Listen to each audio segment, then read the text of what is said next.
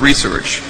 She herself has noted that a person has a moral responsibility when you've been given far more than you need to do wise things with it and to give intelligently. And now I give you Ms. J.K. Rowling.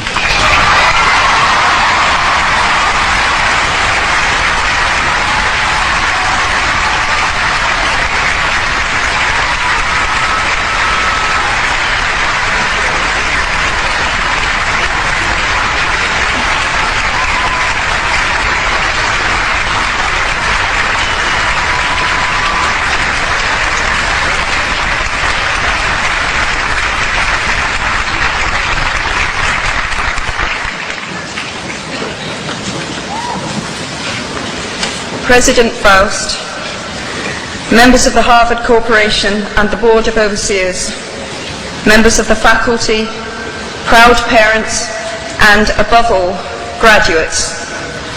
The first thing I would like to say is thank you.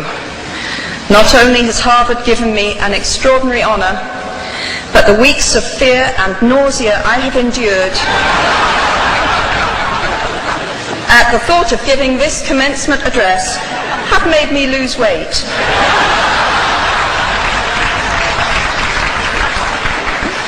A win-win situation. Now all I have to do is take deep breaths, squint at the red banners, and convince myself that I am at the world's largest Gryffindor reunion.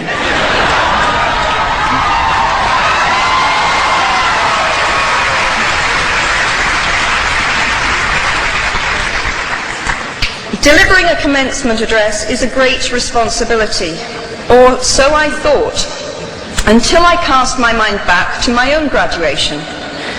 The commencement speaker that day was the distinguished British philosopher Baroness Mary Warnock. Reflecting on her speech has helped me enormously in writing this one, because it turns out that I can't remember a single word she said.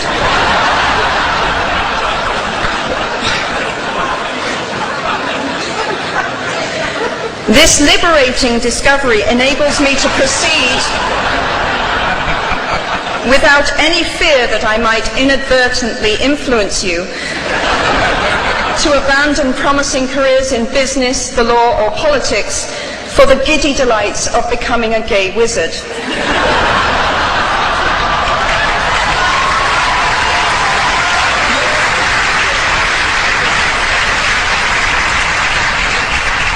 You see, if all you remember in years to come is the gay wizard joke, I've come out ahead of Baroness Mary Warnock. Achievable goals, the first step to self-improvement. Actually, I have racked my mind and heart for what I ought to say to you today. I have asked myself what I wish I had known at my own graduation, and what important lessons I have learned in the 21 years that have expired between that day and this. I have come up with two answers. On this wonderful day when we are gathered together to celebrate your academic success, I have decided to talk to you about the benefits of failure. And as you stand on the threshold of what is sometimes called real life, I want to extol the crucial importance of imagination. These may seem quixotic or paradoxical choices, but bear with me. Looking back at the 21-year-old that I was at graduation is a slightly uncomfortable experience for the 42-year-old that she has become. Half my lifetime ago, I was striking an uneasy balance between the ambition I had for myself and what those closest to me expected of me. I was convinced that the only thing I wanted to do, ever, was write novels. However, my parents, both of whom came from impoverished backgrounds and neither of whom had been to college, took the view that my overactive imagination was an amusing personal quirk that would never pay a mortgage or secure a pension. I know the irony strikes with the force of a cartoon anvil now, but... So they hoped that I would take a vocational degree. I wanted to study English literature. A compromise was reached that in retrospect satisfied nobody, and I went up to study modern languages. Hardly had my parents' car rounded the corner at the end of the road than I ditched German and scuttled off down the classics corridor. I cannot remember telling my parents that I was studying classics. They might well have found out for the first time on graduation day. Of all the subjects on this planet, I think they would have been hard put to name one less useful than Greek mythology when it came to securing the keys to an executive bathroom. Now, I would like to make it clear in parenthesis that I do not blame my parents for their point of view. There is an expiry date on blaming your parents for steering you in the wrong direction.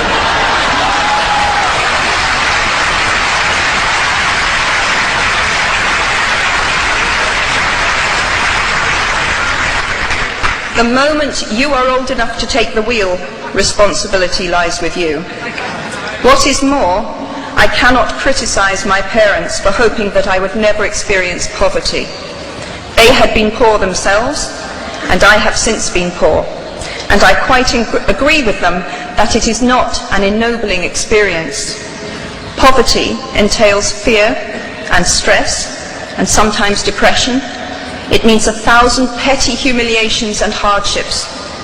Climbing out of poverty by your own efforts, that is something on which to pride yourself, but poverty itself is romanticized only by fools.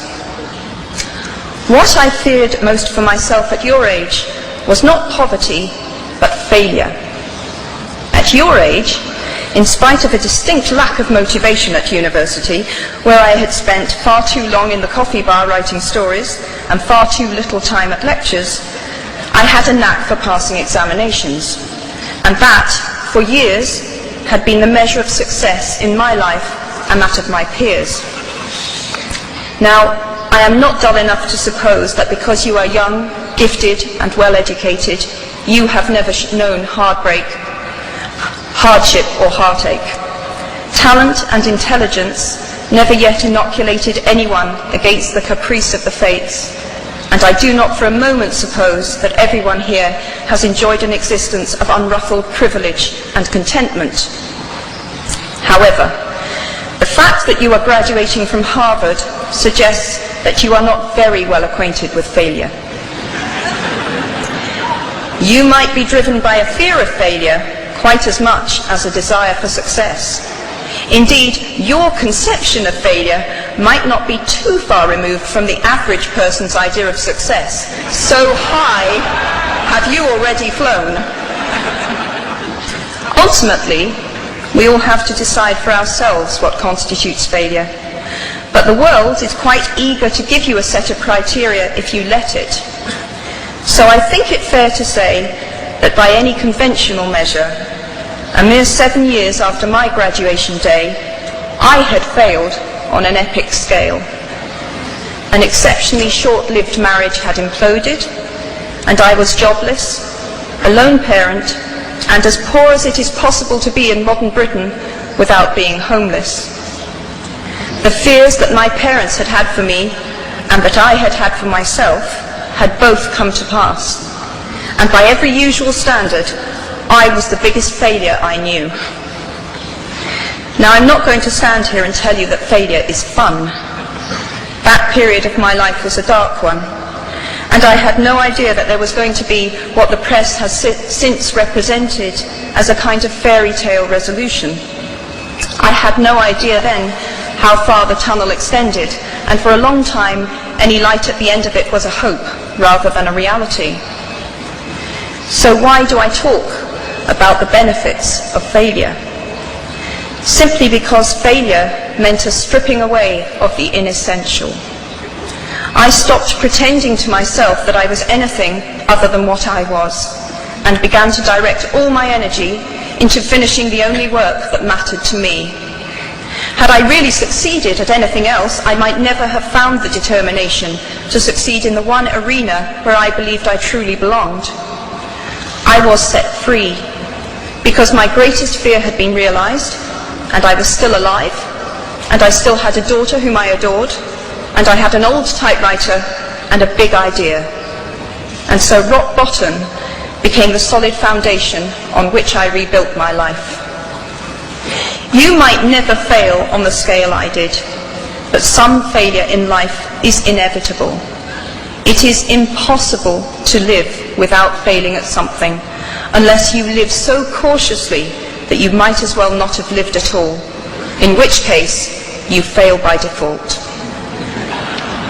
Failure gave me an inner security that I had never attained by passing examinations. Failure taught me things about myself that I could have learned no other way. I discovered that I had a strong will, and more discipline than I had suspected. I also found out that I had friends whose value was truly above the price of rubies. The knowledge that you have emerged wiser and stronger from setbacks means that you are, ever after, secure in your ability to survive. You will never truly know yourself or the strength of your relationships until both have been tested by adversity. Such knowledge is a true gift for all that it is painfully won, and it has been worth more than any qualification I ever earned. So given a time turner, I would tell my 21-year-old self that personal happiness lies in knowing that life is not a checklist of acquisition or achievement. Your qualifications, your CV, are not your life, though you will meet many people of my age and older who confuse the two. Life is difficult and complicated and beyond anyone's total control, and the humility to know that will enable you to survive its vicissitudes. Now you might think that I chose my second theme, the importance of imagination, because of the part it played in rebuilding my life, but that is not wholly so. Though I personally will defend the value of bedtime stories to my last gasp, I have learnt to value imagination in a much broader sense. Imagination is not only the uniquely human capacity to envision that which is not, and therefore the fount of all invention and innovation. In its arguably most transformative and revelatory capacity, it is the power that enables us to empathize with humans whose experiences we have never shared. One of the greatest formative experiences of my life preceded Harry Potter, though it informed much of what I subsequently wrote in those books. This revelation came in the form of one of my earliest day jobs.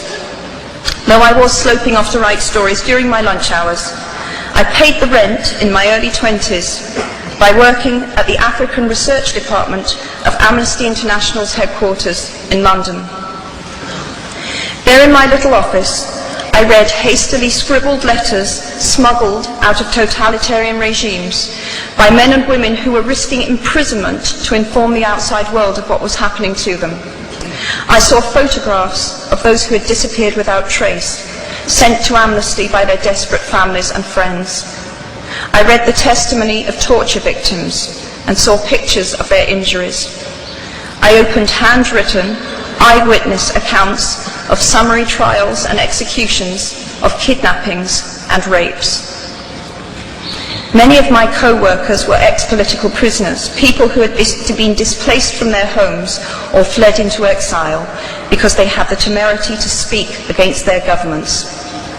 Visitors to our offices included those who had come to give information or to try and find out what had happened to those they had left behind. I shall never forget the African torture victim, a young man no older than I was at the time, who had become mentally ill after all he had endured in his homeland. He trembled uncontrollably as he spoke into a video camera about the brutality inflicted upon him. He was a foot taller than I was and seemed as fragile as a child. I was given the job of escorting him back to the underground station afterwards, and this man, whose life had been shattered by cruelty, took my hand with exquisite courtesy and wished me future happiness. And as long as I live, I shall remember walking along an empty corridor and suddenly hearing, from behind a closed door, a scream of pain and horror such as I have never heard since. The door opened, and the researcher poked out her head and told me to run and make a hot drink for the young man sitting with her. She had just had to give him the news that in retaliation for his outspokenness against his country's regime, His mother had been seized and executed. Every day of my working week in my early 20s, I was reminded how incredibly fortunate I was to live in a country with a democratically elected government where legal representation and a public trial were the rights of everyone. Every day, I saw more evidence about the evils humankind will inflict on their fellow humans to gain or maintain power. I began to have nightmares, literal nightmares, about some of the things I saw, heard, and read. And yet, I also learned more about human goodness at Amnesty International than I had ever known before. Amnesty mobilizes thousands of people who have never been tortured or imprisoned for their beliefs to act on behalf of those who have. The power of human empathy leading to collective action saves lives and frees prisoners.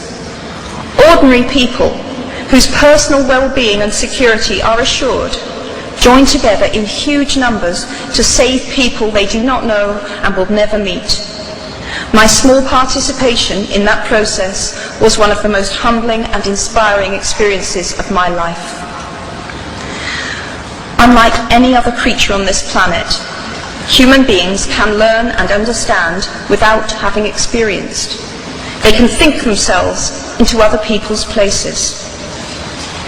Of course, this is a power like my brand of fictional magic that is morally neutral. One might use such an ability to manipulate or control just as much as to understand or sympathize. And many prefer not to exercise their imaginations at all. They choose to remain comfortably within the bounds of their own experience, never troubling to wonder how it would feel to have been born other than they are. They can refuse to hear screams or peer inside cages. They can close their minds and hearts to any suffering that does not touch them personally. They can refuse to know. I might be tempted to envy people who can live that way, except that I do not think they have any fewer nightmares than I do. Choosing to live in narrow spaces leads to a form of mental agoraphobia, and that brings its own terrors. I think the willfully unimaginative see more monsters. They are often more afraid. What is more, those who choose not to empathize enable real monsters, for without ever committing an act of outright evil ourselves, we collude with it through our own apathy. One of the many things I learned at the end of that classics corridor down which I ventured at the age of 18 in search of something I could not then define was this, written by the Greek author Plutarch. What we achieve inwardly will change outer reality.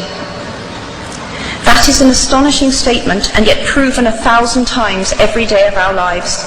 It expresses in part our inescapable connection with the outside world, the fact that we touch other people's lives simply by existing.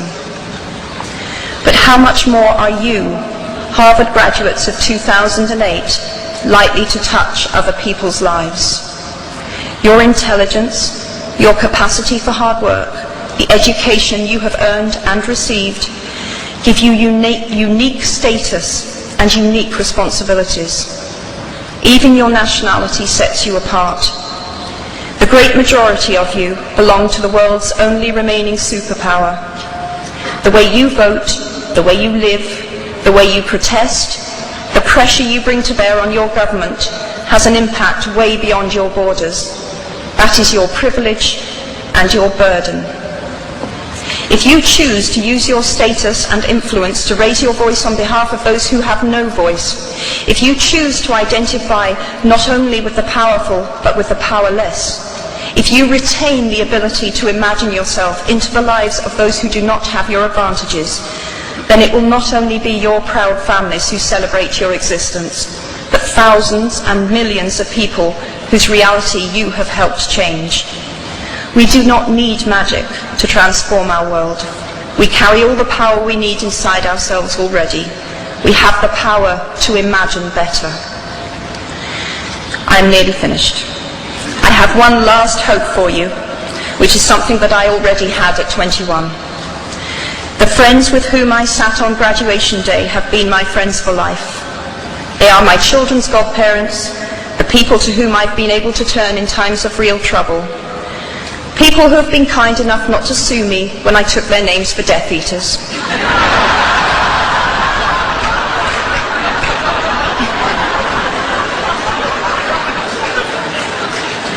At our graduation, we were bound by enormous affection, by our shared experience of a time that could never come again, and of course, by the knowledge that we held certain photographic evidence that would be exceptionally valuable if any of us ran for Prime Minister. So today, I wish you nothing better than similar friendships. And tomorrow, I hope that even if you remember not a single word of mine, you remember those of Seneca, another of those old Romans I met when I fled down the classics corridor in retreat from career ladders in search of ancient wisdom. As is a tale, so is life. Not how long it is, but how good it is what matters. I wish you all very good lives. Thank you very much.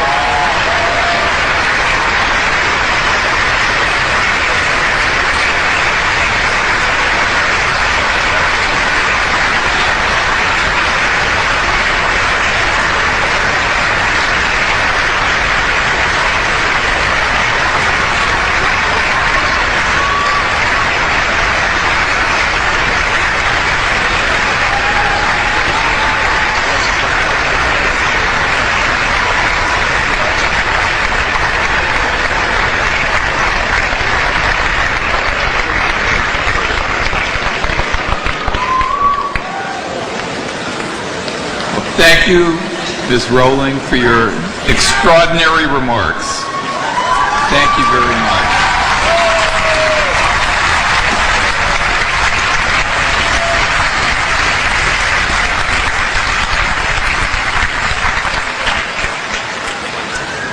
Please stand now and join me as we sing Fair Harvard. The words are included in your program.